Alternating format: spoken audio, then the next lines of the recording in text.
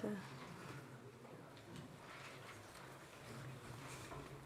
Okay. Good afternoon, everyone. It's my pleasure to welcome you all for today's event with His Excellency Dr. Musalia Mudavadi, Prime Cabinet Secretary and Cabinet Secretary for Foreign and Diaspora Affairs of the Republic of Kenya. Dr. Mudavadi brings extensive experience from a very long career in public service. Over the years, he had a number of senior cabinet roles, including serving as Kenya's seventh Vice President in 2002, and later as Deputy Prime Minister and Minister for Local Government. And he has also served as Minister for Finance, Agriculture, Transport, and Information. So quite a long career in public service, as well as currently being the principal, one of the principals of the governing Kenyan Kwanza Alliance coalition. So a lot of experience and a lot we can talk about in this event. Very welcome, Your Excellency. Welcome back, I should say. You were here in December 2023. That's right. When Bronwyn hosted you here for a discussion on Kenya's foreign policy imperatives. You may remember. It's very well overdue that we have a second conversation, given how the global context has dramatically changed since you were last here. But before we begin, just a quick reminder to everyone that this session is fully on the record, which means you're very welcome to use the information as well as quote attributed to the speaker or participants. And you're very welcome to also use social media, engage on social media. You can use the hashtag #CHAfrica. For those joining us virtually, via Zoom and virtually, very welcome as well. And we want this to be as engaging as possible. So please do feel free to send your questions using the Q&A box. And we'll try to bring a selection of questions. His Excellency wants to answer as many questions as possible, wants to know what you're asking, so please keep them coming. Your Excellency, the floor is yours. Okay. 15-20 minutes presentation. You're very welcome to do it sitting or from the lectern. Okay, I'd rather stand. Sure. Okay.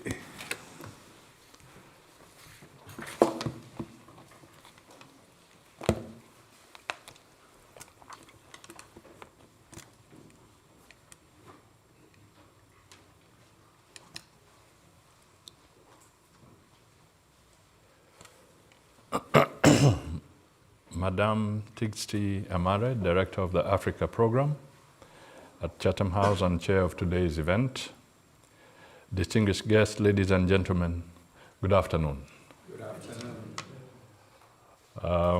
I am grateful for your invitation to address this gathering and appreciate your warm welcome here at Chatham House in London. But of course, it's not warm outside. It is a great honor to engage with you on Africa's urgency within a rapidly mutating global geopolitical landscape. In this context, my address will focus on Kenya's expanding foreign policy interests in a changing world order and how our state is recalibrating its diplomacy to navigate the evolving global dynamics. At the onset, allow me to briefly comment on the weighty crisis confronting the Middle East and the wider world before delving into the subject of my engagement with you. I convey the condolences of the government and people of Kenya to the families of those who have been killed and comfort those who have been impacted by the unprecedented war. We also call for the protection of civilians and join the international community in urging de-escalation by the warring parties. We believe that long-standing multilateral institutions offer the only and best frameworks for resolving the violent conflict in the Middle East. Certainly, the established principles of diplomacy, including peaceful conduct of international relations, negotiations and mutual reciprocity, should now take precedence as they are more vital than ever for safeguarding global stability and advancing development for shared prosperity. Kenya has not aligned with any party in the Middle East crisis. It has consistently called for de-escalation, dialogue, multilateral engagement, and adherence to the international law. We remain a neutral and principled voice advocating for peace, restraint, humanitarian protection, and international legality. We are also focused on the safety and well-being of more than 500,000 Kenyan nationals living, working, and studying in the Middle East. The more prolonged the violence and insecurity, the more the harm, especially if traffic through the Strait of Hormuz remains blocked. Disruptions to energy supply, air travel, and trade will have greater ramifications economically and security-wise. Clearly, our region is still battling with terrorism, and it must remain vigilant during this crisis. The Middle East war, like other global crises, including COVID-19 and the Russia-Ukraine violent conflict, reinforces the need for African states to diversify supply chains, and more importantly, accelerate integration, including the full realization of the objectives of the African Continental Free Trade Area. Additionally, we must accelerate the transition to renewable energy. Let us reimagine the future. If Africa were powered by clean energy, including solar, geothermal, and hydro, would the Middle East crisis carry the same distressing impact? The overlap of the Red Sea crisis and the closure of the Strait of Hormuz, which handles 20% of global oil, signals a looming crisis and potential anarchy. We appeal to the Organization of the Petroleum Exporting Countries to help diffuse the tensions and be considerate of the looming crisis facing African countries from the impact of the Middle East war. Sudan's dire humanitarian crisis, which was drawing international attention, or at least beginning to, now risks receding into another era of a forgotten conflict as global attention shifts away to Middle East, as was the case during the Gaza and Russia-Ukraine conflicts. Now, let me get back to today's theme. My presentation is structured around three key areas. First, our understanding of the current global environment. Two, Kenya's response to the changing world order. And three, Kenya's expanding foreign policy interests. Let me begin by looking at the evolving global environment. Today, international relations stand at a historic turning point.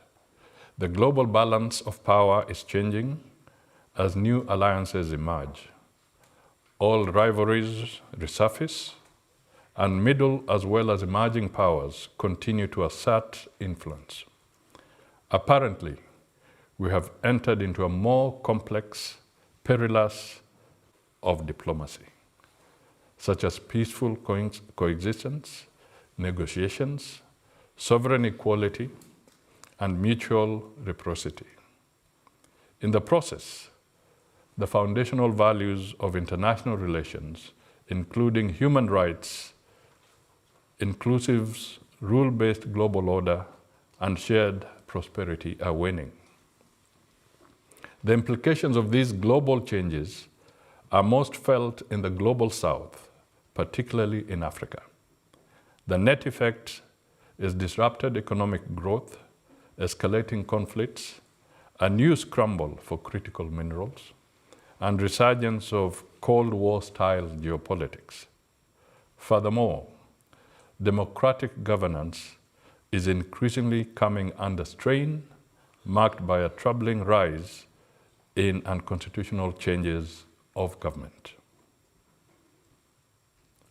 Altogether, these global trends threaten peace and erode Africa's hard-won economic development gains. In this moment of global turbulence, African states face a twofold strategic choice: either to transform their immense potential into strategic influence on the global stage, or to remain at the geopolitical periphery as passive actors and perpetual recipients of international assistance. Africa must deliberately transform its immense potential in technology, digital innovation, critical minerals, natural resources, and youthful population into geoeconomic influence and an assertive international voice. What is Kenya's strategic response to this changing world order? As the global environment gets more intricate, Africa must engage more in South-to-South cooperation to strengthen solidarity, advance self-reliance, and develop collective resilience against global uncertainty. For Kenya, these shifts are not abstract phenomena. They are lived realities that shape our development prospects, influence our security dynamics, and redefine the parameters of our diplomatic engagement. In response to the evolving international landscape, Kenya advocates for continental peace, promotes Pan-Africanism, advances into Africa trade, and deeper regional integration. We embrace a multi-alliance approach that balances national interests with diversified international partnerships without ascribing to competing geopolitical and ideological narratives.